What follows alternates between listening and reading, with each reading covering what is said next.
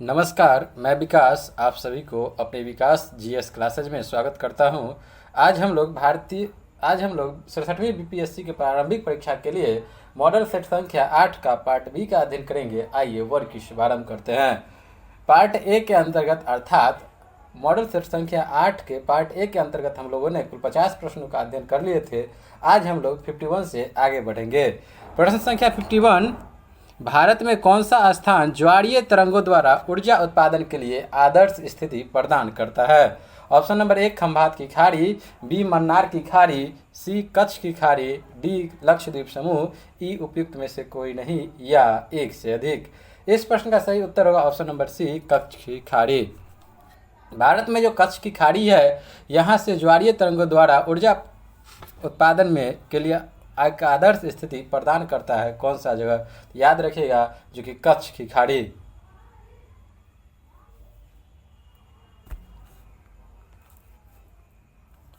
प्रश्न संख्या 52, बिहार में टर्सरियरी काल की चट्टानें किस जिला में पाई जाती है? ऑप्शन नंबर 1 गया, बी बांका, सी कैमूर, डी पश्चिमी चंपारण, ई उपयुक्त में से कोई नहीं या एक से अधिक।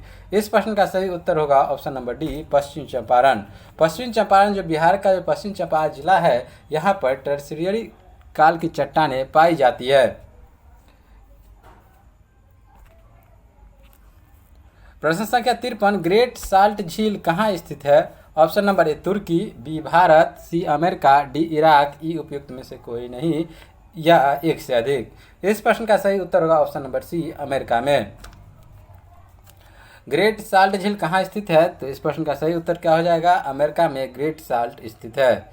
इसकी लवणता की बात करें ग्रेट साल्ट झील की, तो याद रखिएगा 220%। कितनी है इसकी लवणता? तो इसकी लवणता है 220%। लेकिन यहाँ हम लोग एक चीज़ और याद रखें, जो कि सबसे अधिक लवणता वाला झील कौन सा है? ये तो ग्रेट साल्ट के बारे में बताया, जो कि यहाँ अमेरिका में स्थित है और इसकी लवणता कितनी है? तो याद रखें 220%। लेकिन एक बात और यहाँ याद रखें, जो कि सबसे अधिक लवणता वाला झील कौन सा है? तो उसका नाम याद रखिएगा वान झील, जो कि तुर्की में, उसकी लवणता है 330%। और मृत सागर की लवणता की बात करें तो वह है 240%। प्रश्न संख्या 54, निम्न में से कौन गर्म जलधारा है? ऑप्शन नंबर ए एंटीलीज जलधारा, बी मोजाम्बिक जलधारा, सी पश्चिमी ऑस्ट्रेलियन जलधारा, डी लेब्राडोर जलधारा, ई उपयुक्त में से कोई नहीं या एक से अधिक। इस प्रश्न का सही उत्तर होगा ऑप्शन नंबर ई उपयुक्त में से कोई नहीं या एक से अधिक। अर्थात ऑप्शन नंबर ए और बी जो है यह दोनों सही है। ऑप्शन नंबर ए और बी दोनों सही है। अर्थात गर्म जलधारा कौन कौन से हैं? तो एंटीलीज जलधारा और मोजाम्बिक जलधारा, यह दोनों कौन सा है? तो यह दोनों जलधारा है गर्म जलधारा। लेकिन यह ठंडी जलधारा की बात करें तो पश्चिम ऑस्ट्रेलियन जलधारा और लेब्राडोर जलधारा जो है यह दोनों हो गया ठंडी जलधारा। लेकिन यह जो है दोनों एंटीलीज और मोजाम्बिक, यह दोनों है गर्म जलधारा। प्रश्न संख्या 55, निम्नलिखित में से कौन सा कथन असत्य है? ऑप्शन नंबर 1 गुजरात राज्य का समुद्री तट सर्वाधिक लंबा है, बी भारत के कुल 9 राज्यों में समुद्री तट है, सी भारत का औसत समुद्री तल चेन्नई तट से मापा जाता है, डी भारत के कुल 3 केंद्रशासित प्रदेश समुद्री तट को स्पर्श करते हैं, ई उपयुक्त में से कोई नहीं या एक से अधिक। अर्थात यहाँ पे कौन सा चुनना था? असत्य अर्थात गलत कथन कौन सा है? तो यहाँ हम लोग बात करें तो इसका सही उत्तर हो जाएगा ऑप्शन नंबर ई। अर्थात यहाँ पे चारों का चारों कथन सही है। पहला कथन कौन सा सही है? तो गुजरात राज्य का समुद्री तट क्या है? सबसे लंबा है गुजरात का समुद्री तट। दूसरा बात करें तो भारत के 9 राज्य जो है वह समुद्री तट के किनारे है, समुद्र तट के किनारे। तीसरा सही है, जो कि भारत का औसत समुद्री तल जो है वह चेन्नई के तट से मापा जाता है। और चौथा भी सही है, जो कि भारत के कुल 3 केंद्रशासित प्रदेश समुद्र तट को स्पर्श करती है। प्रश्न संख्या 56, डोबर जल संधि जोड़ती है? ऑप्शन नंबर ए बाल्टिक सागर एवं बोथनिया या बोथिया की खाड़ी को, बी बिस्के की खाड़ी एवं इंग्लिश चैनल को, सी इंग्लिश चैनल एवं उत्तर सागर को, डी सेल्टिक सागर एवं आयरिश सागर को, ई उपयुक्त में से कोई नहीं या एक से अधिक। इस प्रश्न का सही उत्तर हो जाएगा option number C English channel एवं उत्तर सागर को डोबर जल संधि जोड़ती है। डोबर जल संधि किसे जोड़ती है? इंग्लिश चैनल एवं उत्तर सागर को।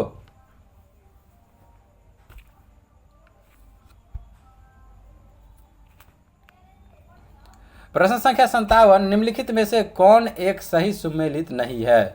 ऑप्शन नंबर ए नागल बांध सतलज नदी पर, बी सरदार सरोवर परियोजना नर्मदा नदी, सी नागार्जुन सागर गोदावरी नदी, डी हीराकुंड बांध महानदी, ई उपयुक्त में से कोई नहीं या एक से अधिक। इस प्रश्न का सही उत्तर क्या हो जाएगा? तो ऑप्शन नंबर सी जो है नागार्जुन सागर यह गोदावरी नदी पर, यह गलत है। याद रखिएगा नागार्जुन सागर किस नदी पर है? तो इसका सही उत्तर हो जाएगा कृष्णा नदी पर। किस नदी पर है यह परियोजना नागार्जुन सागर वाला? यह है कृष्णा नदी पर। और ये जो नांगल बांध है यह सतलज नदी पर सही था। सरदार सरोवर बांध नर्मदा नदी पर, यह भी सही है। हीराकुंड बांध जो है यह भी है महानदी पर। और नागार्जुन सागर किस नदी पर? तो याद रखिएगा कृष्णा नदी पर।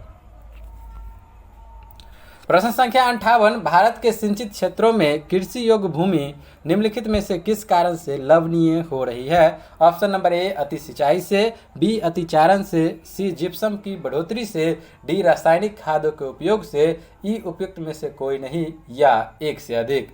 इस प्रश्न का सही उत्तर हो जाएगा ऑप्शन नंबर ए अति सिंचाई से। भारत के सिंचित क्षेत्रों में कृषि योग्य जो भूमि है उसमें किस कारण से लवणीय हो रही है, किस कारण से लवणता बढ़ रही है? कृषि क्षेत्र वाले जो भूमि है तो अति सिंचाई करने से कृषि योग्य जो भूमि है वह लवणीय होती जा रही है। किससे? अति सिंचाई करने से। प्रश्न संख्या 59, निम्नलिखित नहर प्रणालियों में किससे बिहार के क्षेत्र में सिंचाई होती है? ऑप्शन नंबर ए ऊपरी गंगा नहर, बी त्रिवेणी नहर, सी शारदा नहर, डी पूर्वी यमुना शहर, डी ऑप्शन नंबर ई उपयुक्त में से कोई नहीं या एक से अधिक। इस प्रश्न का सही उत्तर हो जाएगा ऑप्शन नंबर बी त्रिवेणी नहर से। बिहार का जो अधिकांश क्षेत्र है बिहार में वहाँ पर जो नहर प्रणाली विकसित किया गया है तो उस नहर प्रणाली का नाम है त्रिवेणी नहर। तो त्रिवेणी नहर प्रणाली से बिहार के क्षेत्र में सिंचाई होती है। अगर बात करें यहाँ त्रिवेणी नहर के संबंध में किस नदी से निकलती है ये नहर? तो याद रखिएगा गंडक नदी से, मुख्य रूप से चंपारण जिला में। प्रश्न संख्या 60, बिहार के निम्नलिखित जिलों में से कौन सा जिला नेपाल के साथ सीमा साझा नहीं करता है? Option number A Madhubani, B Kishanganj, C Sitamarhi, D Purnia, E उपयुक्त में से कोई नहीं या एक से अधिक। इस प्रश्न का सही उत्तर हो जाएगा ऑप्शन नंबर डी पूर्णिया जो है वह नेपाल से सीमा साझा नहीं करता है। यहाँ हम लोग बात करें बिहार और नेपाल की या बिहार नेपाल की बात करें तो बिहार के पूर्णिया तो सीमा साझा नहीं करता है, लेकिन याद रखिएगा कुल 7 ऐसे जिले हैं जो कि नेपाल और बिहार के साथ सटे हुए हैं, अर्थात दोनों सीमा साझा करते हैं। कितने जिले? तो 7 जिले। वो 7 जिले कौन कौन से हैं? तो पहला शुरू कीजिए, पहला हम बता रहे हैं जो कि पश्चिमी चंपारण, दूसरा पूर्वी चंपारण, तीसरा मधुबनी, चौथा हो गया सुपौल, पांचवा अररिया, छठा किशनगंज और सातवां सीतामढ़ी। प्रश्न संख्या 61, पश्चिमी एवं पूर्वी घाटों का मिलन कहाँ होता है? ऑप्शन नंबर ए कार्डेमम की पहाड़ियों पर, बी नीलगिरी की पहाड़ियों पर, सी पलानी की पहाड़ियों पर, डी अन्नामलाई की पहाड़ियों पर, ई उपयुक्त में से कोई नहीं या एक से अधिक। इस प्रश्न का सही उत्तर होगा ऑप्शन नंबर बी नीलगिरी की पहाड़ियों पर पूर्वी एवं पश्चिमी घाटों का मिलन होता है।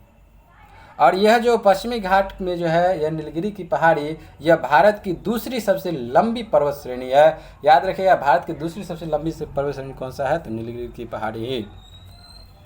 प्रश्न संख्या 62, मुजफ्फरपुर, दरभंगा और चंपारण, मुजफ्फरपुर, दरभंगा तथा चंपारण जिलों में कौन सी मिट्टी अधिकांशतः पाई जाती है? ऑप्शन नंबर ए काली मिट्टी, बी नवीन जलोढ़ मिट्टी, सी प्राचीन जलोढ़ मिट्टी, डी लाल मिट्टी, ई उपयुक्त में से कोई नहीं या एक से अधिक। इस प्रश्न का सही उत्तर हो जाएगा ऑप्शन नंबर बी नवीन जलोढ़ मिट्टी। मुजफ्फरपुर, दरभंगा और चंपारण जिले में नवीन जलोढ़ मिट्टी पाई जाती है क्योंकि इस क्षेत्र में अधिकांशतः बाढ़ आती है, कृष्ण नदी से आती है। तो याद रखें गंडक, बूढ़ी गंडक और बागमती जैसी अनेक नदियां हैं जिसके कारण नदियों के कारण बाढ़ आती है, जिससे नवीन जलोढ़ मिट्टी का निर्माण होते रहता है। और ये जो नवीन जलोढ़ मिट्टी होती है इससे धान, गेहूँ, पटसन और गन्ना जैसे फसलों के उत्पादन में सहायता मिलती है। प्रश्न संख्या 63, भारत और नेपाल के बीच अंतर्राष्ट्रीय सीमा को चिन्हित करने वाली नदी कौन सी है? Option number A Gandak, B Mahakali, C Kosi, D Teesta, E उपयुक्त में से कोई नहीं या एक से अधिक। इस प्रश्न का सही उत्तर होगा ऑप्शन नंबर बी, महाकाली नदी जो है वह भारत और नेपाल के बीच अंतर्राष्ट्रीय सीमा को चिन्हित करने वाली नदी है। कौन सी नदी? तो महाकाली नदी। इस नदी को अर्थात महाकाली नदी को शारदा नदी भी कहा जाता है। प्रश्न संख्या 64, ज्वालामुखी से सबसे अधिक कौन सी गैस निकलती है? Option number A sulphur dioxide, B carbon dioxide, C जलवाष्प, डी हीलियम, ई उपयुक्त में से कोई नहीं या एक से अधिक। इस प्रश्न का सही उत्तर हो जाएगा ऑप्शन नंबर सी, जलवाष्प निकलती है ज्वालामुखी से सबसे अधिक। इसके अतिरिक्त सबसे ज़्यादा तो जलवाष्प निकलता है, लेकिन इसके अतिरिक्त याद रखिएगा जो कि सल्फर डाइऑक्साइड और कार्बन डाइऑक्साइड गैस से भी निकलती है। प्रश्न संख्या 65, शैतान का गोल्फ कोर्स नाम से प्रसिद्ध मृत्यु की घाटी किस देश में स्थित है? ऑप्शन नंबर ए साइबेरिया में, बी यूएसए में, सी अफगानिस्तान में, डी चिली में, ई उपयुक्त में से कोई नहीं या एक से अधिक। इस प्रश्न का सही उत्तर हो जाएगा ऑप्शन नंबर बी, यूएसए में शैतान का गोल्फ कोर्स नामक प्रसिद्ध मृत्यु की घाटी पाई जाती है। वह कहाँ स्थित है? यूएसए में। प्रश्न संख्या 66, किस मध्यकालीन शासक के काल में दरभंगा में एक मस्जिद एवं एक नूरसराय नामक सराय का निर्माण कराया गया? Option number A Mohammad bin Tughlaq, B Akbar, C Jahangir, D Alauddin Khilji, E उपयुक्त में से कोई नहीं या एक से अधिक। इस प्रश्न का सही उत्तर है ऑप्शन नंबर सी, जहांगीर के समय में। मध्यकालीन शासक जहांगीर जो थे उन्हीं के शासनकाल में दरभंगा में एक मस्जिद एवं एक नूरसराय नामक सराय का भी निर्माण कराया गया था जहांगीर के समय में। प्रश्न संख्या 67, आजाद दस्ता के गठन के स्थान एवं कार्य क्षेत्र का चयन करें। ऑप्शन नंबर ए गठन नेपाल में और कार्य क्षेत्र नेपाल में, बी है गठन नेपाल में और कार्य क्षेत्र बिहार में, सी गठन बिहार में और कार्य क्षेत्र भारत में, डी गठन नेपाल और कार्य क्षेत्र संपूर्ण भारत, ई उपयुक्त में से कोई नहीं या एक से अधिक। इस प्रश्न का सही उत्तर हो जाएगा ऑप्शन नंबर डी। इसका तो आज़ाद दस्ता के गठन कहाँ हुआ था? तो नेपाल में, और इसका कार्य क्षेत्र जो था वो था संपूर्ण भारत में। प्रश्न संख्या 68, औरंगजेब का पौत्र अजीम पटना का सूबेदार कब बना? ऑप्शन नंबर ए 1700 ईस्वी में, बी 1699 ईस्वी में, सी 1701 में, डी 1702 ईस्वी में, ई उपयुक्त में से कोई नहीं या एक से अधिक।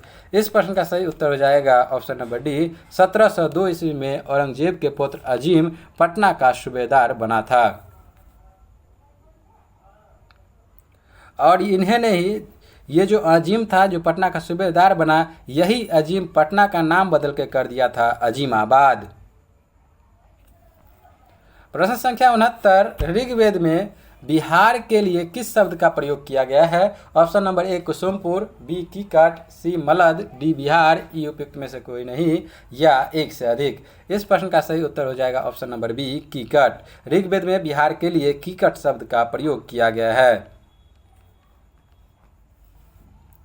प्रश्न संख्या 70, 1937 में हुए चुनाव में किस दल को बिहार में बहुमत प्राप्त हुआ था? ऑप्शन नंबर ए मुस्लिम लीग को, बी इंडिपेंडेंट पार्टी को, सी भारतीय राष्ट्रीय कांग्रेस, डी सोशलिस्ट पार्टी, ई उपयुक्त में से कोई नहीं या एक से अधिक। इस प्रश्न का सही उत्तर हो जाएगा ऑप्शन नंबर सी, भारतीय राष्ट्रीय कांग्रेस को। 1937 में जो चुनाव हुआ था उसमें भारतीय राष्ट्रीय कांग्रेस पार्टी को बिहार में बहुमत प्राप्त हुआ था।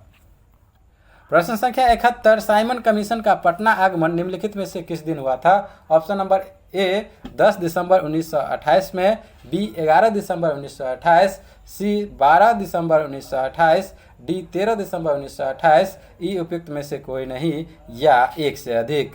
इस प्रश्न का सही उत्तर हो जाएगा ऑप्शन नंबर सी, 12 दिसंबर 1928 को साइमन कमीशन पटना आया था।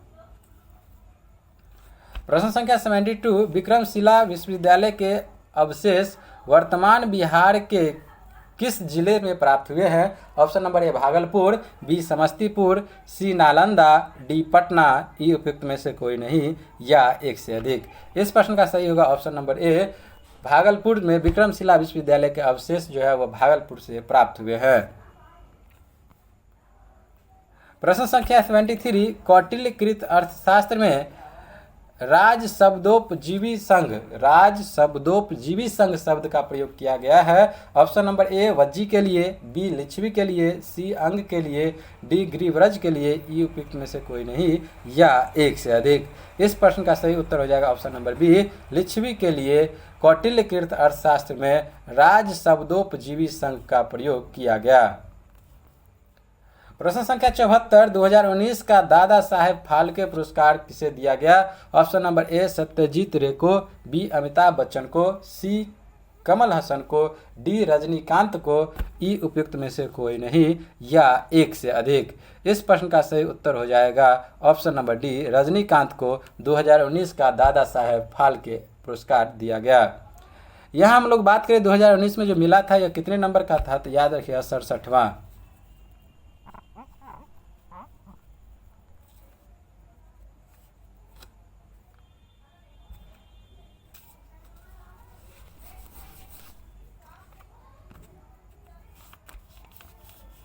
रजनीकांत को जो 2019 में मिला था दादा साहेब फाल्के पुरस्कार, यह 67वें नंबर का था। और इससे पहले अगर बात करें 2018 में किसे मिला था, अर्थात 66वां जो 2018 में दादा साहेब फाल्के पुरस्कार मिला था, वह मिला था अमिताभ बच्चन को।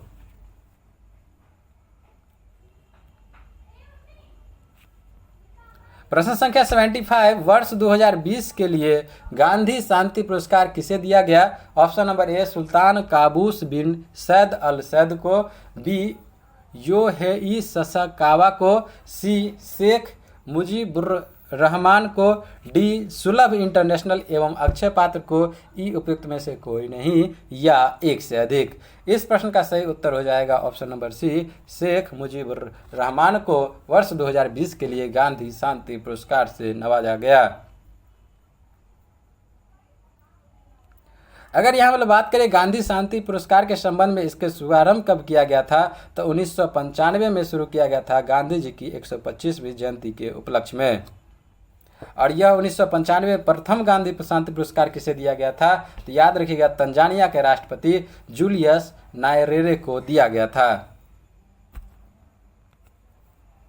प्रश्न संख्या 76, ऑस्ट्रेलियाई ओपन 2021 का पुरुष एकल खिताब किसने जीता? Option number A Rafael Nadal, B Novak जोकोविच, C Daniil Medvedev, D Roger Federer, E उपयुक्त में से कोई नहीं या एक से अधिक। इस प्रश्न का सही उत्तर हो जाएगा ऑप्शन नंबर बी नोवाक जोकोविच को ऑस्ट्रेलियाई ओपन 2021 का पुरुष एकल खिताब से सम्मानित किया गया था। किसे? तो नोवाक जोकोविच को।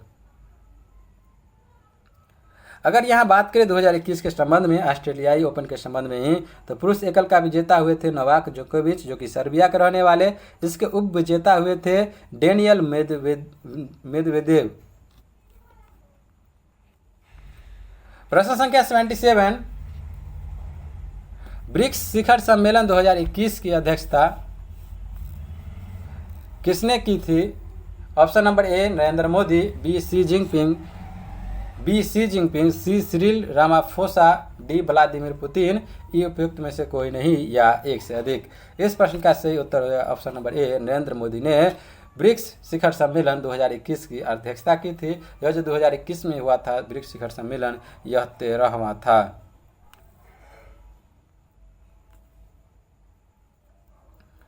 प्रश्न संख्या 78, 2024 में ग्रीष्मकालीन ओलंपिक खेल कहाँ आयोजित किए जाएंगे? ऑप्शन नंबर ए बर्लिन में, बी पेरिस में, सी टोक्यो में, डी लॉस एंजल्स में, ई उपयुक्त में से कोई नहीं या एक से अधिक। इस प्रश्न का सही उत्तर हो जाएगा ऑप्शन नंबर बी पेरिस में 2024 में जो होगा ग्रीष्मकालीन ओलंपिक खेल, वह कहाँ आयोजित किया जाएगा, तो याद रखिएगा पेरिस में।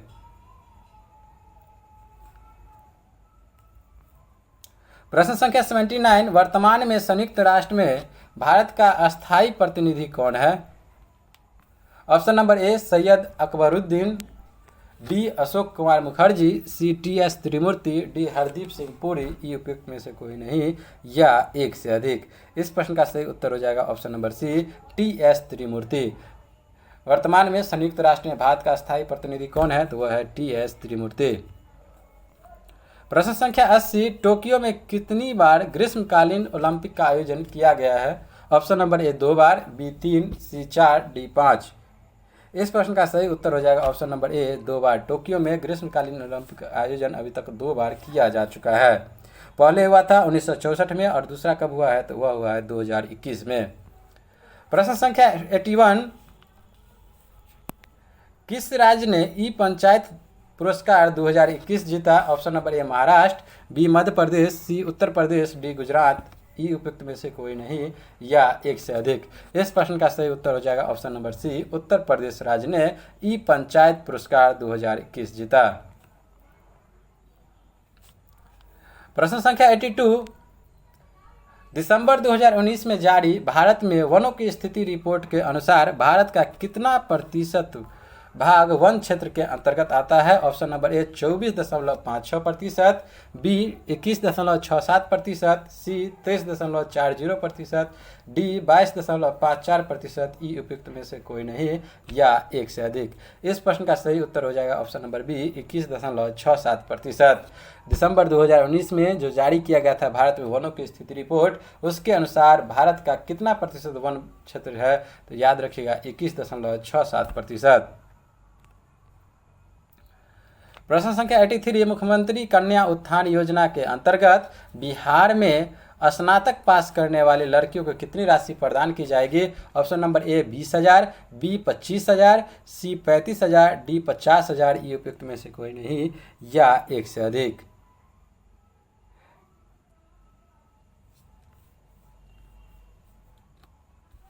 इस प्रश्न का सही उत्तर हो जाएगा ऑप्शन नंबर डी 50,000। यहाँ हम लोग बात करें मुख्यमंत्री कन्या उत्थान योजना के अंतर्गत जो इंटर पास करने वाले जो अविवाहित महिला होगी उसे 25,000 और स्नातक पास करने वाले को 50,000 की राशि प्रदान की जाएगी। प्रश्न संख्या 84, वर्तमान में भारतीय रिजर्व बैंक का गवर्नर कौन है? Option number A Urjit Patel, B Viral Acharya, C Shaktikanta Das, D doctor D Subbarao. E उपयुक्त में से कोई नहीं या एक से अधिक। इस प्रश्न का सही उत्तर हो जाएगा ऑप्शन नंबर सी शक्तिकांत दास। यहाँ हम लोग बात करें रिजर्व बैंक की स्थापना कब हुआ था तो 1 अप्रैल 1935 में इसकी स्थापना किया गया था। प्रश्न संख्या 85, 2021 विश्व प्रेस स्वतंत्रता सूचकांक WPFI में भारत का स्थान क्या है? ऑप्शन नंबर ए 139वां, बी 132वां, सी 135वां, डी 142वां। ई उपयुक्त में से कोई नहीं या एक से अधिक। इस प्रश्न का सही उत्तर हो जाएगा ऑप्शन नंबर डी 142वां। विश्व प्रेस सूचकांक 2021 के अनुसार भारत का स्थान 142वां रहा। प्रश्न संख्या 86, 2021 अंतर्राष्ट्रीय वन दिवस का विषय क्या रहा? ऑप्शन नंबर ए वन और जैव विविधता, बी वन और जलवायु परिवर्तन, सी वन और अस्थायी शहर, D forest restoration, A path to recovery and well being. E उपयुक्त में से कोई नहीं या एक से अधिक। इस प्रश्न का सही उत्तर हो जाएगा option number D forest restoration, A path to recovery and well being 2021 अंतर्राष्ट्रीय वन दिवस का विषय रहा। हम लोग यहाँ बात करें जो कि अंतर्राष्ट्रीय वन दिवस मनाया कब जाता है तो याद रखिएगा 21 मार्च को अंतर्राष्ट्रीय वन दिवस मनाया जाता है। प्रश्न संख्या 87, बिहार राज्य में वर्ष 2020-21 के दौरान आर्थिक विकास दर क्या थी? Option number A 7.3%, B 8.3%, C 9.5%, D 10.5%। E उपयुक्त में से कोई नहीं या एक से अधिक। इस प्रश्न का सही उत्तर हो जाएगा ऑप्शन नंबर डी 10.5%। बिहार राज्य में वर्ष 2020-21 के दौरान आर्थिक विकास दर जो थी वह थी 10.5%। प्रश्न संख्या 88, सामिया सुलूह हसन वर्ष 2021 में किस देश की पहली महिला राष्ट्रपति बनी? Option number A Uganda, B Tanzania, C Malawi, D Zambia. E उपयुक्त में से कोई नहीं या एक से अधिक। इस प्रश्न का सही उत्तर हो जाएगा ऑप्शन नंबर बी तंजानिया की पहली महिला राष्ट्रपति बनी 2021 में सामिया सुलूह हसन। प्रश्न संख्या 89, वर्ष 2020 का साहित्य अकादमी पुरस्कार हिंदी भाषा के क्षेत्र में किसे दिया गया? Option number A Kamalkant Jha, B Arundhati Subramaniam, C Anamika, D Vasudev Mohi, E उपयुक्त में से कोई नहीं या एक से अधिक। इस प्रश्न का सही उत्तर हो जाएगा ऑप्शन नंबर सी। अनामिका को साहित्य अकादमी पुरस्कार 2020 के लिए चुना गया, जिसमें कि हिंदी भाषा के क्षेत्र में अनामिका जी को साहित्य अकादमी पुरस्कार से सम्मानित किया गया।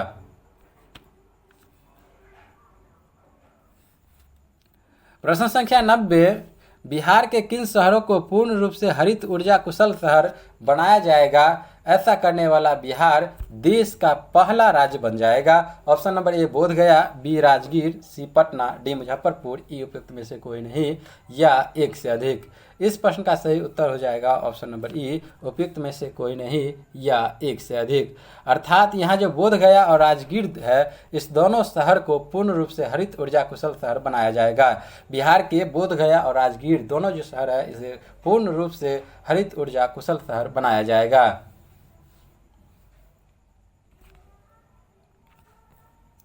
प्रश्न संख्या 91, बिहार का दूसरा चिड़ियाघर किस जिले में बनाया जाएगा? Option number A Supaul, B Saharsa, C Madhubani, D Araria, E उपयुक्त में से कोई नहीं या एक से अधिक। इस प्रश्न का सही उत्तर हो जाएगा ऑप्शन नंबर डी, अररिया में। बिहार का दूसरा चिड़ियाघर कहाँ बन रहा है? तो वह बनेगा अररिया में।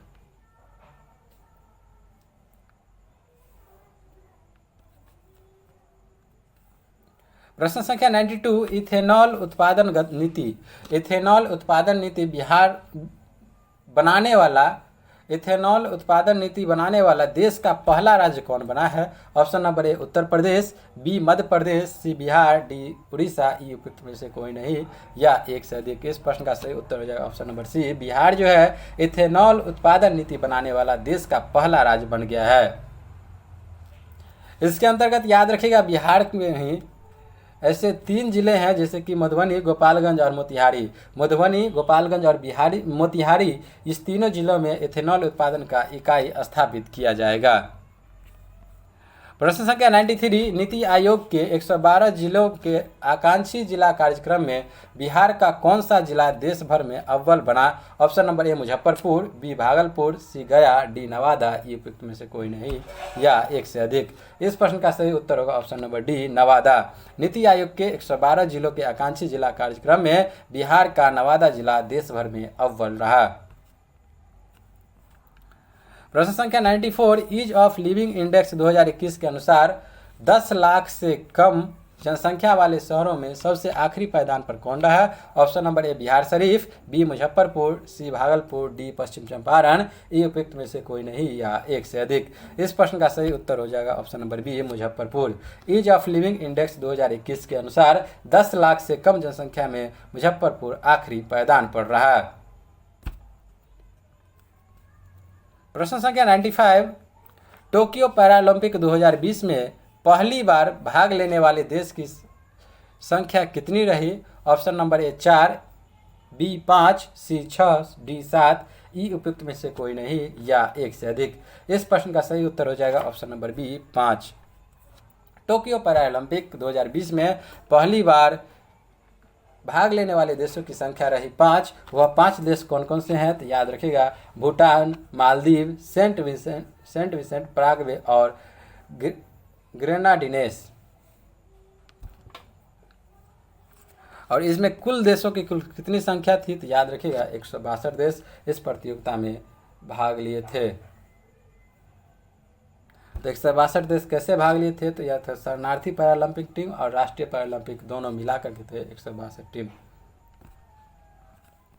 प्रश्न संख्या 96, हाल ही में बिहार के किस व्यक्ति को लोकसभा के महासचिव के रूप में नियुक्त किया गया है? Option number A Sanjay Kumar Mishra, B Utpal Kumar Singh, C Pradeep Kumar Joshi, D Vijay Shyamala, E उपयुक्त में से कोई नहीं या एक से अधिक। इस प्रश्न का सही उत्तर हो जाएगा option number B, Utpal Kumar Singh को हाल ही में बिहार के जो उत्पल कुमार सिंह है उसे लोकसभा के महासचिव के रूप में नियुक्त किया गया है। प्रश्न संख्या 97, बिहार के किस जिले में Dagmara multipurpose hydro power project बहुउद्देशीय पनबिजली परियोजना लगाई जाएगी? Option number A Kishanganj, B Saharsa, C Madhubani, D Supaul, E उपयुक्त में से कोई नहीं या एक से अधिक। इस प्रश्न का सही उत्तर होगा ऑप्शन नंबर डी सुपौल जिला में। बिहार के सुपौल जिला में डगमारा बहुउद्देशीय पनबिजली परियोजना लगाई जाएगी जो 130 मेगावाट का उत्पादन क्षमता है। इसका निर्माण NHPC के द्वारा, किसके द्वारा? NHPC के द्वारा किया जाएगा। प्रश्न संख्या 98, 67वें राष्ट्रीय फिल्म पुरस्कार 2021 में सर्वश्रेष्ठ अभिनेता का पुरस्कार किसे दिया गया? Option number A Akshay Kumar, B Irrfan Khan, C Manoj Vajpayee, D Dhanush, E उपयुक्त में से कोई नहीं या एक से अधिक। इस प्रश्न का सही उत्तर हो जाएगा ऑप्शन नंबर ई उपयुक्त में से कोई नहीं या एक से अधिक। यह कौन कौन से सही उत्तर होगा? तो याद रखिएगा option number C Manoj Vajpayee और डी धनुष को। अर्थात सर्वश्रेष्ठ अभिनेता पूछा है तो मनोज वाजपेयी को भोसले फिल्म के लिए सर्वश्रेष्ठ अभिनेता का पुरस्कार दिया गया। वहीं धनुष को तमिल फिल्म असुरन के लिए धनुष को दिया गया सर्वश्रेष्ठ अभिनेता का पुरस्कार, और मनोज वाजपेयी को फिल्म भोसले के लिए दिया गया सर्वश्रेष्ठ अभिनेता का पुरस्कार 67वें राष्ट्रीय फिल्म पुरस्कार 2021 के अंतर्गत। यहाँ हम लोग बात करें सर्वश्रेष्ठ अभिनेत्री के संबंध में तो कंगना रनौत को दिया गया, और सर्वश्रेष्ठ हिंदी फिल्म के लिए छिछोरे को दिया गया, और सर्वश्रेष्ठ निर्देशक संजय पूरन सिंह चौहान को दिया गया।